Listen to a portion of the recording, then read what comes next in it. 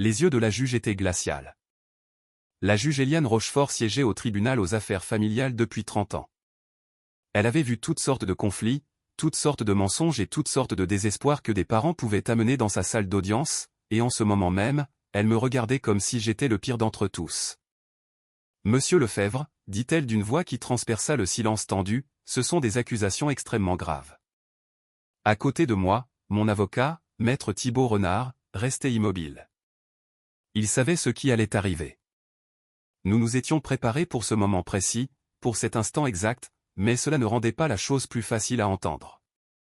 Votre femme a témoigné sous serment que vous l'avez physiquement maltraitée tout au long de votre mariage. Elle a présenté des preuves photographiques de blessures. Elle a également témoigné que vous avez physiquement maltraité votre fils de 7 ans, Nathan.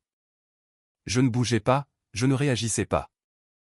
Chaque muscle de mon corps me hurlait de me lever, de crier, de dire à la juge que chaque mot prononcé par ma femme était un mensonge. Mais je restais calme parce que je savais quelque chose que la juge ignorait. Je savais quelque chose que ma femme ignorait. Je savais. Si ce qu'elle dit est vrai, la juge Rochefort marqua une pause, laissant le poids du moment s'installer sur la salle d'audience comme un linceul, vous ne reverrez plus jamais votre enfant. De l'autre côté de l'allée, Clémence hochait la tête avec assurance aux côtés de son avocate. Elle portait une robe conservatrice, un maquillage minimaliste, l'image même de la mère traumatisée trouvant enfin le courage de dire sa vérité. Ses yeux étaient rouges d'avoir pleuré, des larmes qu'elle avait versées pendant son témoignage en décrivant avec des détails frappants les abus qu'elle aurait subis de ma part. Elle m'a jeté un coup d'œil juste un instant, et c'est là que je l'ai vu, l'éclair de triomphe derrière le masque de la victime, la satisfaction froide d'une femme qui croyait avoir gagné. Elle planifiait cela depuis des mois, peut-être des années. Elle avait répété chaque mot, fabriqué chaque preuve, s'était coordonnée avec son amant avocat pour s'assurer que je perdrais tout, mon fils, ma maison, ma réputation. Et elle avait presque réussi. Presque. Monsieur Lefebvre, poursuivit la juge Rochefort, qu'avez-vous à répondre à ces accusations? J'ai fermé les yeux une seconde, j'ai pris une inspiration, puis je les ai ouverts et j'ai parlé. Madame la juge, si vous me le permettez, pouvons-nous visionner la vidéo maintenant? La réaction fut immédiate. L'avocate de Clémence, maître Sandrine Blanc, bondit sur ses pieds. Objection. Quelle vidéo? Cela n'a pas été communiqué lors de l'échange des pièces. Cela a été communiqué ce matin, madame la juge, la voix de Thibault était calme et posée. C'est une preuve d'urgence obtenue hier soir. Nous avons déposé l'avis à 7h42 ce matin, conformément aux règles de procédure. La juge regarda alternativement les deux avocats, son expression indéchiffrable. Maître Blanc, avez-vous été informé de cette preuve? Le visage de Sandrine se crispa. Nous avons reçu une notification, mais nous n'avons pas eu le temps de l'examiner. La vidéo dure 3 minutes, intervint Thibault. Le tribunal peut en déterminer directement la pertinence. La juge réfléchit un instant, puis elle hocha la tête. Je l'autorise. Monsieur Lefebvre, lancez la vidéo. J'ai sorti mon téléphone, je l'ai connecté au système d'affichage de la salle d'audience et j'ai appuyé sur lecture. Les écrans autour de la salle s'allumèrent. L'horodatage indiquait 23h47 hier soir. C'était le salon de ma maison, la maison où Clémence vivait avec moi depuis 10 ans, où nous avions élevé notre fils ensemble, où elle complotait ma destruction alors qu'elle me croyait endormi à l'étage. La première chose qui apparut à l'écran fut Clémence. Elle était assise sur le canapé, téléphone sur haut-parleur, parlant à quelqu'un. Sa voix était claire, calme, complètement différente de la victime tremblante qu'elle incarnait au tribunal quelques minutes auparavant. Guillaume, c'est pour demain. Tout est prêt. 5 secondes après le début, Clémence hurla, éteignez ça. Elle était debout, se jetant vers les écrans, sa façade soigneusement construite s'effondrant en temps réel. L'huissier s'interposa, et Maître Blanc lui attrapa le bras, essayant de la rasseoir de force. Éteignez ça. Il n'a pas le droit. Vous ne pouvez pas. Je me suis penché en arrière dans ma chaise et je l'ai regardé. Non, ai-je dit doucement. Laisse-les voir ce que tu as fait hier soir quand tu pensais que je dormais. La vidéo continuait sur l'écran. Tu as fait les bleus. La voix de Guillaume sortait des haut-parleurs, petite mais nette. Je l'ai fait maintenant. Regarde ça. Clémence sortit du champ de la caméra un instant, puis revint avec un kit de maquillage professionnel. Elle s'assit bien en vue de la caméra, une caméra dont elle ignorait l'existence, et ouvrit le kit avec une habitude pratiquée. À l'intérieur se trouvaient divers flacons, pinceaux, éponges, le genre de matériel utilisé par les maquilleurs de cinéma pour créer des blessures réalistes. Elle choisit un flacon de pigment rouge violacé et commença à l'appliquer sur son avant-bras. « Ça passera parfaitement en photo », dit-elle en travaillant avec une précision minutieuse. La juge va voir ça et elle va perdre la tête. La salle d'audience était silencieuse, à l'exception de la voix enregistrée de Clémence.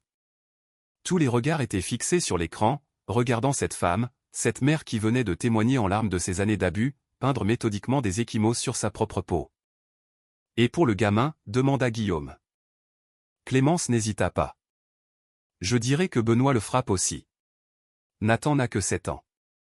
Il dira tout ce que je lui ordonnerai de dire. » J'ai entendu quelqu'un dans le public étouffer un cri. Ma sœur Léa, probablement. Elle avait toujours aimé Clémence, l'avait toujours défendue quand j'exprimais des doutes sur notre mariage. Elle ne la défendait plus maintenant. Et si Benoît se défend? Avec quoi? Clémence rit. Un rire froid et cruel qui n'avait aucune ressemblance avec le rire chaleureux dont je me souvenais des premières années de notre mariage. Il n'a rien. Il est tellement confiant, tellement stupide. Il dort probablement en ce moment, rêvant de comment sauver notre mariage. Elle finit d'appliquer le bleu sur son bras et commença sur son visage, tamponnant de la couleur sur sa joue avec l'attention méticuleuse d'une artiste. Demain à la même heure, j'aurai la garde exclusive, la moitié de ses biens et une pension alimentaire pour les 11 prochaines années. Elle s'interrompit, examinant son travail dans un miroir de poche. Et le meilleur dans tout ça, elle leva les yeux directement vers la caméra, bien qu'elle ne sache pas qu'elle était là, c'est que Benoît aime vraiment ce petit. Lui enlever Nathan va le détruire complètement. Un silence. Et c'est exactement ce qu'il mérite. La vidéo se termina. La salle d'audience resta muette. La juge Rochefort resta immobile pendant un long moment. J'observais son visage, le choc laissant place à quelque chose de plus dur, de plus froid. 30 ans de carrière, avait-elle dit. En 30 ans, elle avait probablement vu beaucoup de mensonges, mais elle n'avait jamais rien vu de tel. Clémence sanglotait maintenant, de vrais sanglots, pas les larmes théâtrales qu'elle avait jouées pendant son témoignage. Elle était affalée sur sa chaise, Maître Blanc à ses côtés, l'air totalement foudroyé. Madame Lefebvre. La voix de la juge était de glace. Madame Lefebvre, regardez-moi. Clémence leva la tête, le mascara coulant sur ses joues. Le bleu soigneusement appliqué sur son visage était visible sous les lumières crues de la salle d'audience. Visible et maintenant manifestement faux pour quiconque y regardait de près. Ce dont je viens de témoigner, dit lentement la juge Rochefort, est un parjure, une fraude, une fabrication de fausses preuves et, ce qui est peut-être le plus troublant, la volonté d'utiliser un enfant de 7 ans comme une arme contre son propre père. Madame la juge, je peux expliquer, vous ne parlerez plus. La bouche de Clémence se ferma brusquement. Vous êtes venu dans mon tribunal ce matin et vous avez menti sous serment.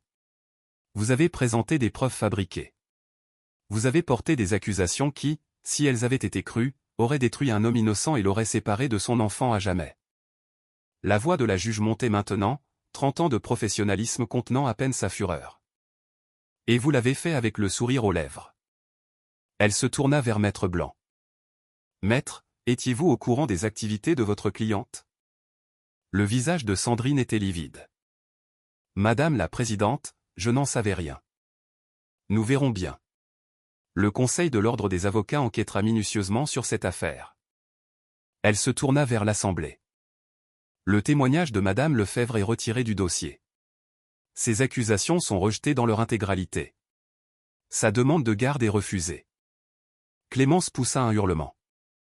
Non, vous ne pouvez pas. C'est mon fils. C'est aussi le fils de son père. Un père que vous avez tenté d'éliminer par le mensonge et la manipulation. Le regard de la juge Rochefort se tourna vers moi. Monsieur Lefebvre. Oui, Madame la juge. Vous aurez la garde exclusive de votre fils, Nathan. Votre épouse aura un droit de visite médiatisé, sous surveillance, à votre discrétion, et uniquement à votre discrétion. Étant donné la nature de ces actes, je ne vois aucune raison de lui confier l'enfant sans surveillance. Merci, madame la juge. Ne me remerciez pas, remerciez l'instinct qui vous a poussé à installer cette caméra. Elle rassembla ses dossiers. De plus, je transmets cette affaire au procureur de la République pour des poursuites pénales, parjure, dénonciation calomnieuse, escroquerie au jugement et mise en danger d'autrui. Clémence hurla de nouveau. Ce n'était pas un mot, ce n'était pas un son cohérent. C'était une rage primaire et viscérale. Le cri d'une femme voyant tout ce qu'elle avait planifié s'effondrer en poussière. Huissier, veuillez escorter Madame Lefebvre hors de ma salle d'audience et contacter le parquet. Ils voudront lui parler avant qu'elle ne quitte le bâtiment. 2 huissiers se dirigèrent vers Clémence. Elle essaya de s'enfuir. Elle tenta littéralement de courir vers la porte, mais ils la rattrapèrent avant qu'elle ne fasse 3 pas. Vous ne pouvez pas faire ça. Il ment. La vidéo est truquée. Madame Lefebvre, la vidéo est horodatée, géolocalisée et a déjà été authentifiée par un expert en informatique légale.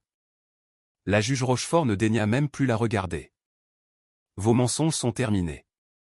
L'audience est levée. Le marteau tomba et ma femme fut traînée hors de la salle, hurlant tout le long du couloir.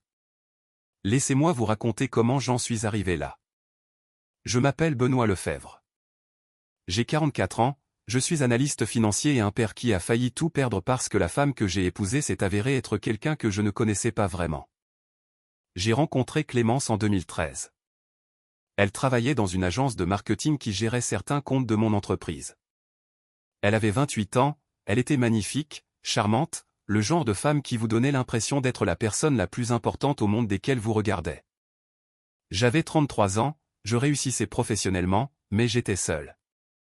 J'avais passé ma vingtaine à construire ma carrière et, quelque part en chemin, j'avais oublié de me construire une vie. Clémence semblait être la réponse à toutes les questions que j'avais eu peur de poser.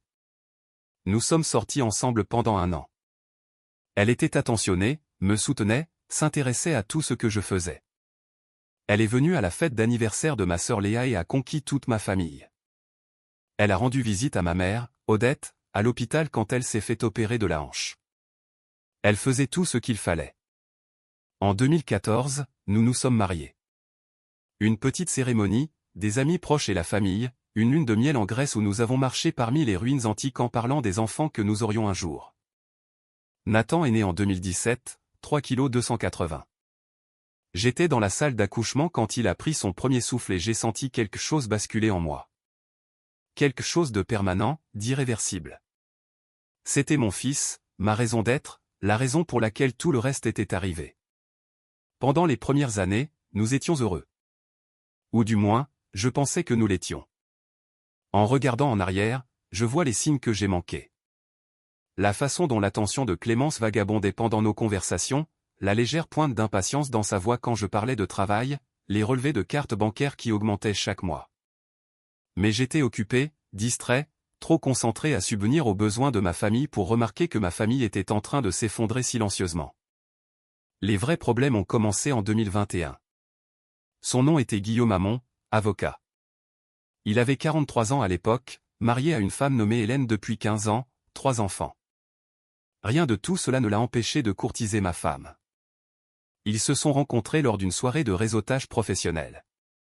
Clémence est rentrée à la maison toute excitée, parlant de toutes les relations qu'elle avait nouées, des portes qui s'ouvraient, des opportunités à venir. J'étais content pour elle, je l'encourageais, j'étais totalement inconscient. En moins de 6 mois, ils couchaient ensemble. Je ne le savais pas, pas consciemment, mais quelque chose au fond de mon esprit le pressentait. Quelque chose dans sa façon de tenir son téléphone, de l'orienter loin de moi quand elle envoyait des messages, les réunions tardives qui s'étiraient jusqu'à minuit, les voyages d'affaires de plus en plus fréquents. Je me disais que j'étais paranoïaque. Je me disais qu'elle méritait ma confiance. Je me disais qu'après 8 ans de mariage, je savais qui était ma femme. J'avais tort. La liaison a continué en 2022, 2023 et jusqu'en 2024. Et quelque part en chemin, la nature de leur relation a changé. Ce n'était plus seulement une liaison. C'était une conspiration. Guillaume était avocat, spécialisé en droit de la famille précisément. Il savait exactement comment fonctionnaient les batailles pour la garde des enfants, exactement comment des accusations de violence domestique pouvaient dévaster le dossier d'un père, exactement comment fabriquer un récit qui me détruirait au tribunal. Et Clémence était impatiente d'apprendre. J'ai découvert plus tard, grâce aux dossiers obtenus pendant l'enquête criminelle, qu'il planifiait cela depuis plus d'1 an. Guillaume la coachait sur ce qu'elle devait dire, sur les preuves à créer, sur la façon de jouer la victime de manière convaincante. Il l'avait même mise en contact avec maître Sandrine Blanc, une avocate connue pour ses tactiques agressives dans les divorces à haut conflit. Il construisait une machine conçue pour m'écraser, et je n'avais aucune idée de ce qui m'attendait jusqu'en janvier 2024. Le premier signe fut le kit de maquillage. Je l'ai trouvé au fond du placard de Clémence, caché derrière une rangée de boîtes à chaussures. Un maquillage professionnel de qualité cinématographique, celui utilisé dans les films pour créer des blessures réalistes, des couleurs d'ecchymose, du matériel pour simuler des cicatrices, des guides d'application. Pourquoi ma femme aurait-elle un kit de maquillage professionnel pour créer de fausses blessures? La question me hantait. Je ne pouvais pas lui demander directement, je ne pouvais pas révéler que j'avais fouillé dans ses affaires, mais je ne pouvais pas non plus laisser tomber. J'ai commencé à prêter attention à des choses que j'ignorais auparavant. La façon dont elle répétait des conversations devant le miroir de la salle de bain quand elle pensait que j'étais au garage. La façon dont son téléphone était toujours posé face contre table. La façon dont elle tressaillait réellement quand j'entrais dans une pièce de manière inattendue. Elle cachait quelque chose. Quelque chose d'énorme. En février, j'ai installé les caméras. 3 caméras, toutes dans les parties communes de la maison, le salon, la cuisine, le bureau. C'était légal, sur ma propre propriété. Je ne l'ai pas dit à Clémence parce que je ne savais pas ce que j'allais trouver et je ne voulais pas qu'elle se cache mieux si je me trompais. Pendant 3 semaines, j'ai vérifié les enregistrements quotidiennement. Rien d'inhabituel. Clémence vaquait à ses occupations, passait des appels, travaillait sur son ordinateur, une vie normale. J'ai commencé à douter de moi. Peut-être que j'étais paranoïaque. Peut-être que ce kit de maquillage était pour un but innocent que je ne comprenais pas. Peut-être que j'étais en train de détruire mon mariage en soupçonnant ma femme de choses qu'elle ne ferait jamais. Puis vint le 14 mars, la veille de l'audience pour la garde. J'ai dit à Clémence que j'allais me coucher tôt. Grosse journée demain, ai-je dit en bâillant de manière théâtrale. J'ai besoin de repos. Elle a souri, ce sourire parfait et entraîné que je reconnaissais maintenant comme son masque de scène. Bien sûr, chérie. Je monte bientôt, j'ai juste du travail à finir. Je suis monté, j'ai fermé la porte de la chambre, j'ai éteint les lumières. Puis j'ai sorti mon téléphone et j'ai ouvert l'application des caméras. La caméra du salon montrait Clémence assise sur le canapé, exactement là où je l'avais laissée. Elle vérifiait son téléphone, jetant occasionnellement un coup d'œil vers l'escalier pour s'assurer que j'étais bien parti. À 23h47, elle a passé un appel. Guillaume, c'est pour demain. Tout est prêt. Mon sang n'a fait qu'un tour. Pendant les 20 minutes suivantes, j'ai regardé ma femme planifier ma destruction. Je l'ai regardé appliquer de faux bleus sur sa peau avec l'aisance de quelqu'un qui l'avait déjà fait. Je l'ai regardé discuter de la façon d'utiliser notre fils de 7 ans comme une arme contre moi. Je l'ai regardé rire de ma confiance et de ma stupidité, et j'ai tout enregistré. Quand elle s'est enfin couchée à 00h30, j'étais toujours éveillé, les yeux fixés sur mon téléphone, regardant la vidéo encore et encore.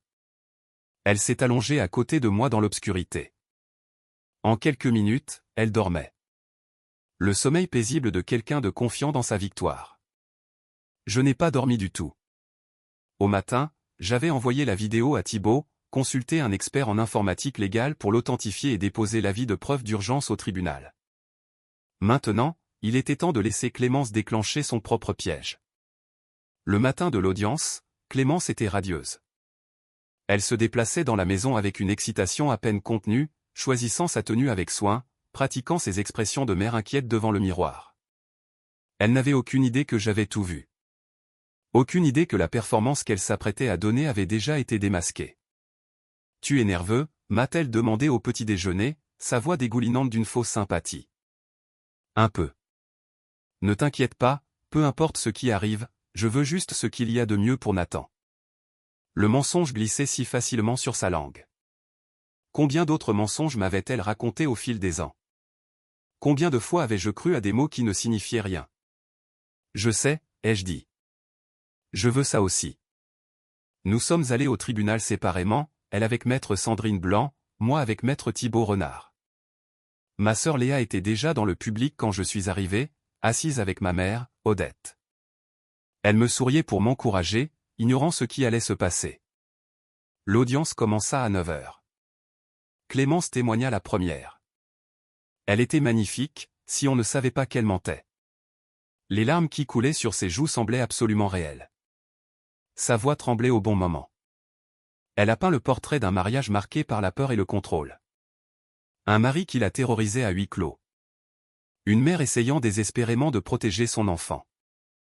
Les photographies de ces bleus furent versées au dossier. Elles étaient convaincantes, appliquées professionnellement, parfaitement positionnées pour suggérer une agression. À 10h15, Maître Blanc plaidait pour la garde exclusive avec uniquement des visites surveillées. Elle était confiante, agressive, sentant la victoire proche. À 10h30, la juge Rochefort me regardait comme si j'étais un monstre. Et puis elle a prononcé son ultimatum. Si ce qu'elle dit est vrai, vous ne reverrez plus jamais votre enfant. Clémence a hoché la tête avec assurance, et j'ai dit les mots qui allaient tout changer. Madame la juge, pouvons-nous visionner la vidéo maintenant? La suite fut le chaos. Clémence a été arrêtée avant même de quitter le bâtiment. Le parquet a fait vite. Ils avaient vu la vidéo, compris ses implications et voulaient s'assurer qu'elle ne s'enfuit pas. Elle a été inculpée de parjure, fraude, dénonciation calomnieuse et mise en danger de mineurs. Guillaume Hamon a été arrêté 2 jours plus tard. Le barreau a engagé une procédure de radiation avant même que les accusations criminelles ne soient déposées. Sa femme, Hélène, qui soupçonnait son infidélité depuis des années sans en avoir la preuve, a demandé le divorce. La même semaine, maître Sandrine Blanc n'a pas été inculpée au pénal, mais sa carrière était terminée. L'enquête du barreau a révélé qu'elle était au courant du plan de Clémence pour fabriquer des preuves et qu'elle l'avait conseillé sur la façon de les présenter. Elle a été radiée de l'ordre en moins de 6 mois. Le procès a eu lieu à l'automne. J'y ai assisté chaque jour, assis dans le public avec Léa et ma mère, regardant l'accusation exposer son dossier. La vidéo a été diffusée encore et encore. La voix calme de Clémence, son rire assuré, sa discussion désinvolte sur la destruction de ma vie et l'utilisation de notre fils comme une arme. La défense a tout essayé. Ils ont prétendu que la vidéo était truquée. Ils ont prétendu que j'avais manipulé Clémence pour lui faire dire ces choses. Ils ont prétendu qu'elle souffrait d'une maladie mentale qui altérait son jugement. Rien n'a fonctionné. Coupable sur toute la ligne. Le juge, un autre juge, pas Rochefort, l'a condamnée à 5 ans de prison ferme. Elle a pleuré lors de la lecture du verdict, mais cette fois, il n'y avait aucune sympathie dans la salle d'audience. Tout le monde avait vu de quoi elle était capable. Tout le monde savait qui elle était réellement. Guillaume a pris 7 ans. Il s'est avéré qu'il avait déjà fait cela auparavant, d'autres femmes, d'autres hommes qu'il avait aidé à détruire par des accusations fabriquées. Le schéma était clair une fois que les enquêteurs ont commencé à chercher. Justice était enfin rendue. Expliquer tout cela à Nathan a été la partie la plus difficile. Il avait 7 ans, assez vieux pour comprendre qu'il s'était passé quelque chose de mal, mais trop jeune pour en comprendre tout le poids. Je me suis assis avec lui sur son lit le soir après l'audience, essayant de trouver des mots qui auraient du sens pour un enfant. Où est maman? Maman a fait des choses qui n'étaient pas bien, ai-je dit avec précaution. Et maintenant, elle doit en parler à des gens pour s'expliquer. Est-ce qu'elle a des ennuis? Oui, mon grand. Est-ce qu'elle a des ennuis à cause de moi? La question m'a brisé le cœur. Un enfant de 7 ans se demandant déjà s'il était responsable des crimes de sa mère. Non. Je l'ai pris dans mes bras, je l'ai serré fort. Pas à cause de toi. Jamais à cause de toi. Maman a fait des choix qui n'avaient rien à voir avec toi. Tu n'as rien fait de mal. Elle me manque. Je sais. Je sais qu'elle te manque. Je n'ai pas dit ce que je pensais, que sa mère avait été prête à l'utiliser comme une arme, à le forcer à mentir, à empoisonner sa relation avec moi pour son propre profit. Il apprendrait ces choses un jour, quand il serait assez grand pour comprendre. Mais pas maintenant. Pour l'instant, il avait juste besoin de savoir qu'il était aimé. Je serai toujours là, ai-je dit. Quoi qu'il arrive, je serai toujours là pour toi. Il s'est cramponné à moi dans l'obscurité, ce petit être qui dépendait entièrement de moi, qui me confiait tout son cœur. Je ne trahirai jamais cette confiance. Jamais. 2 ans ont passé depuis ce jour au tribunal. J'ai 46 ans maintenant, j'habite toujours la même maison, bien que j'ai redécoré la plupart des pièces, effaçant les traces de Clémence, faisant en sorte que ce soit notre espace à Nathan et à moi. Nous avons repeint sa chambre ensemble l'été dernier, en choisissant un bleu vif qui, selon lui rappelait l'océan. Nathan a 9 ans. Il est en CM1, il adore les dinosaures et s'est récemment pris de passion pour la construction de structures Lego élaborées qui envahissent le salon pendant des jours entiers.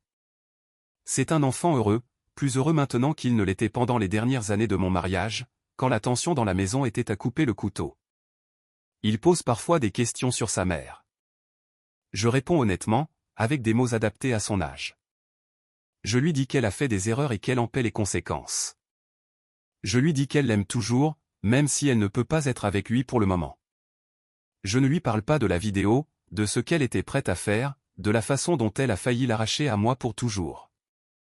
Un jour, quand il sera plus grand, il apprendra la vérité.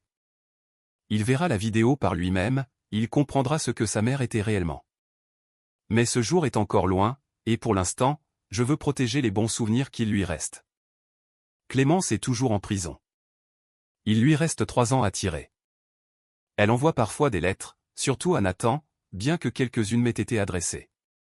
Je lis attentivement celles pour Nathan, m'assurant qu'elles ne contiennent rien de manipulateur ou de nuisible. La plupart sont correctes, des déclarations d'amour génériques, des questions sur l'école et les copains. Celles qui me sont adressées, je ne les ouvre pas. Il n'y a rien qu'elle puisse dire qui changerait quoi que ce soit. Rien qui effacerait ce qu'elle a fait. Rien qui pourrait me redonner confiance en elle. Certains ponts, une fois brûlés, ne peuvent jamais être reconstruits. Ma sœur Léa est passée le mois dernier. Nous étions assis sur la terrasse, regardant Nathan jouer avec le chien, un golden retriever nommé Scout que nous avons adopté l'année dernière. Le soleil se couchait, peignant le ciel de nuances d'orange et d'or. « Est-ce que tu penses parfois à ce qui se serait passé ?» demanda Léa. « Si tu n'avais pas eu la vidéo ?» J'y avais pensé plus de fois que je ne pouvais le compter. « J'aurais tout perdu », ai-je dit doucement. Mon fils, ma maison, ma réputation. Elle m'aurait détruit et je n'aurais eu aucun moyen de prouver mon innocence. Comment as-tu su qu'il fallait installer les caméras?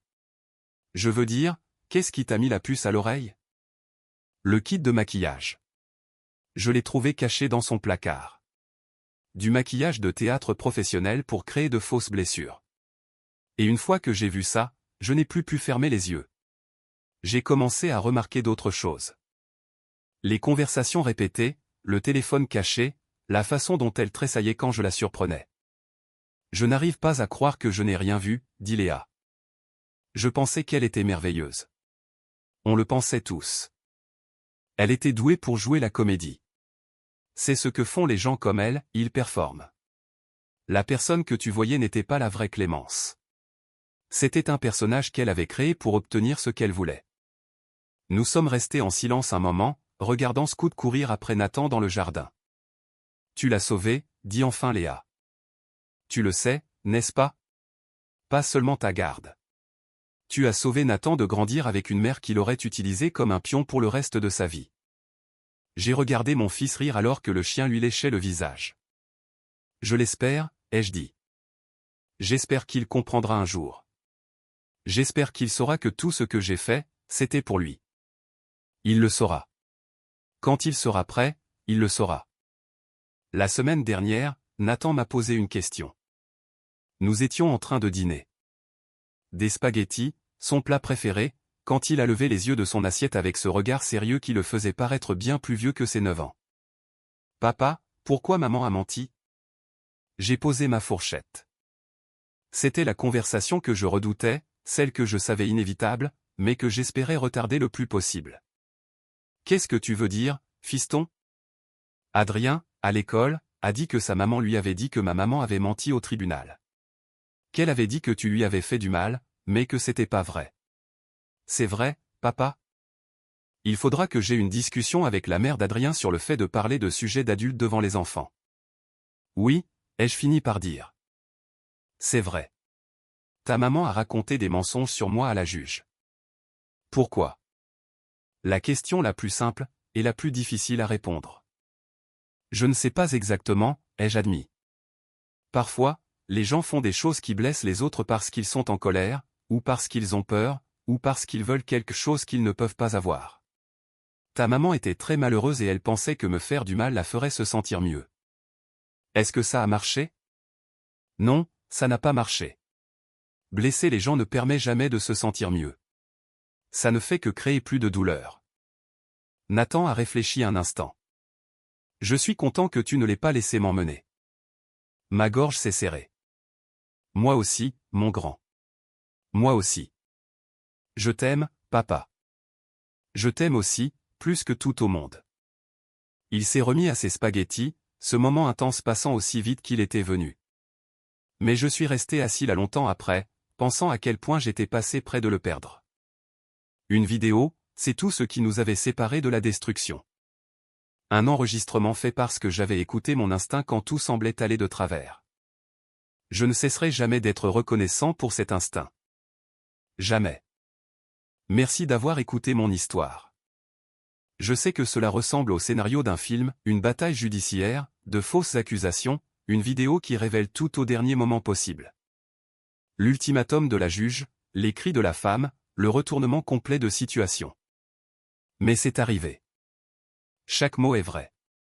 Ma femme m'a regardé dans les yeux et a raconté des mensonges qui auraient détruit ma vie. Elle a fabriqué des preuves. Elle était prête à coacher notre fils de 7 ans pour qu'il appuie son faux récit. Elle a fait tout cela avec un sourire aux lèvres, certaine d'avoir gagné. Et quand elle a eu fini, j'ai sorti mon téléphone et j'ai appuyé sur lecture. Non, laisse-les voir ce que tu as fait hier soir quand tu pensais que je dormais. Ces mots ont tout changé. Ils ont exposé la vérité. Ils ont sauvé mon fils. Ils m'ont rendu la vie qui m'avait presque été volée. Je ne raconte pas cette histoire pour me vanter. Je ne la raconte pas parce que j'aime me souvenir du pire moment de mon mariage. Je la raconte parce que quelque part, quelqu'un fait face à ce que j'ai vécu. Quelqu'un regarde son conjoint construire un dossier contre lui, se sentant impuissant, se demandant s'il existe un moyen de riposter. Il y en a un. Faites confiance à votre instinct. Documentez tout. Et quand viendra le moment où ils se seront enfermés dans leurs mensonges et ne pourront plus revenir en arrière, révélez la vérité.